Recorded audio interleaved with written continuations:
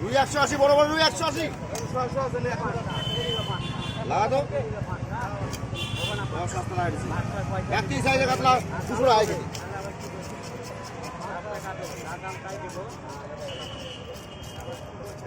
কাটা কত ওগুলা?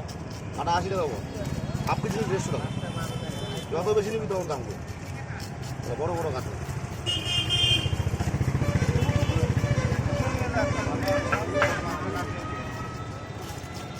সিলভারের অর্ধেক 90 টাকা করে ভাগ, 35 টাকা হবো।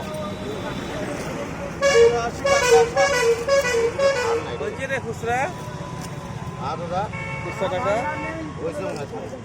আমার কাছেও নাই, খুব সমস্যা। চিংড়ি বিক্রি হলো তো আর ওইটুকু আছে।